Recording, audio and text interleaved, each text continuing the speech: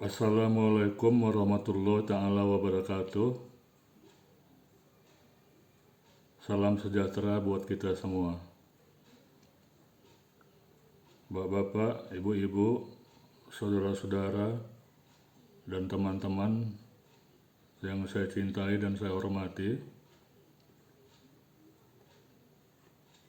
Pada kesempatan ini saya ingin mengulang kembali ya, bahwa sesungguhnya sensasi itu muncul karena faktor psikis ya, atau kejiwaan. Artinya bukan muncul dari fisik ya, atau sakit asam lambungnya sendiri. Jadi seperti contoh yang perlu diketahui ya, misalnya sensasi takut mati ya, takut mati, sudah itu mendengar suara ini itu atau berita ini itu merasa takut ya. Kemudian keliengan ya, mimpi buruk, badan lemas ya. Itu adalah faktor-faktor yang muncul dari sensasi psikis gitu ya. Dan ini jalan keluarnya untuk menghindari hal itu adalah dengan merubah pola pikir. Karena sakit asam lambung ini itu sudah merubah pola pikir kita yang tadinya positif ya, itu dirubahnya menjadi negatif gitu ya.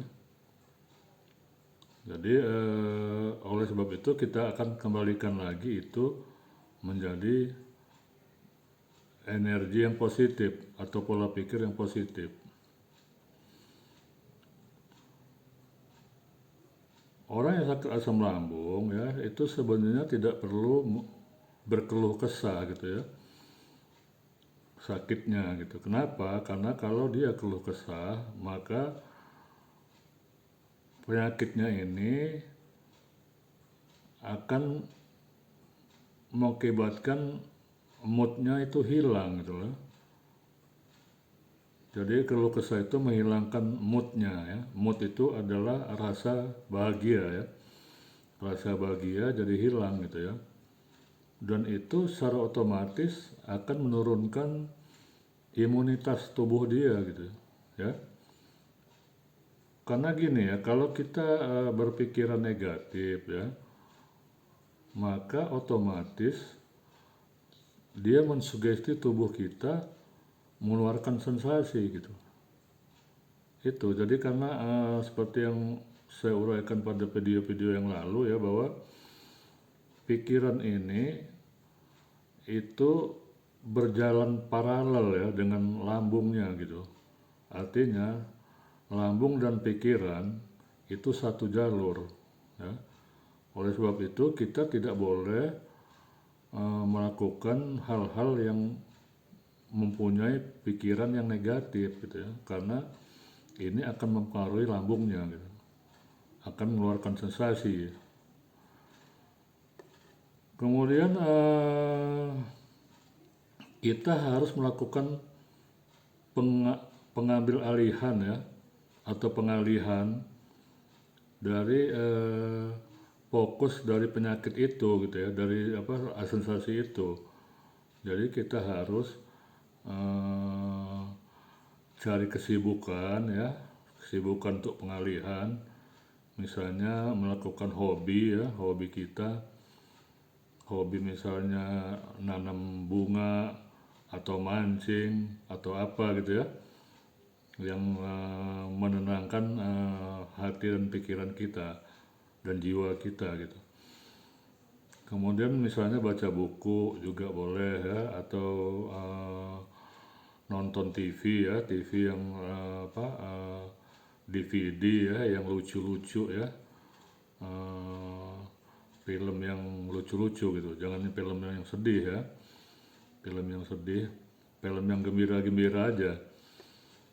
Kemudian kita juga harus melakukan memperbanyak silaturahmi ya. Jadi kita bergaul, memperbanyak teman gitu ya, sehingga kita lupa akan sakit kita gitu ya.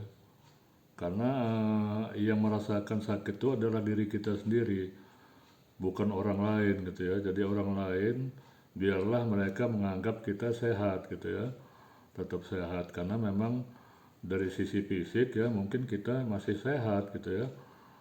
Artinya tidak kelihatan tanda-tanda bahwa kita sebetulnya adalah sedang mengalami sakit asam lambung gitu ya.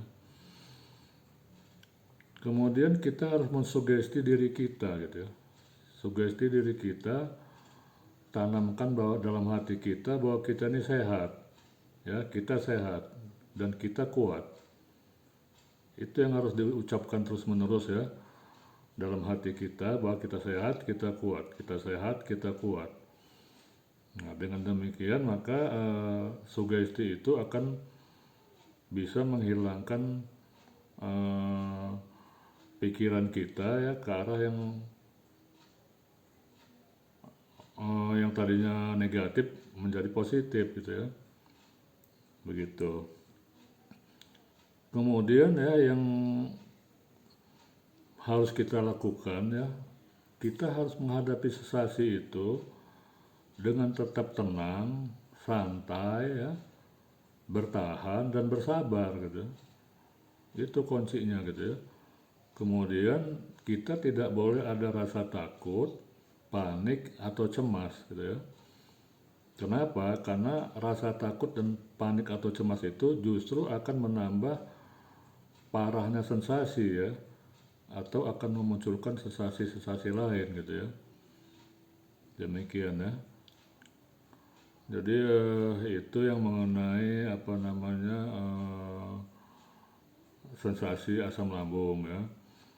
Memang beberapa kali saya ulang-ulang gitu ya, supaya lebih paham gitu ya, lebih paham bahwa sebetulnya sebagian besar sensasi asam lambung itu munculnya dari psikis atau kejiwaan.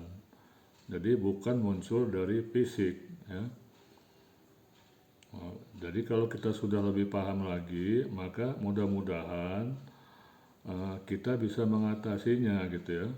Karena asam lambung ini hakikatnya bisa disembuhkan sendiri gitu ya, oleh diri kita sendiri, asal kita bisa menjaga pola pikir kita yang tadinya negatif menjadi positif. Itu saja yang perlu saya sampaikan pada kesempatan kali ini ya. Mudah-mudahan ini bisa menjadi tambahan wawasan serta bermanfaat bagi kita semua. Salam sehat dan tetap semangat. Wassalamualaikum warahmatullahi taala wabarakatuh.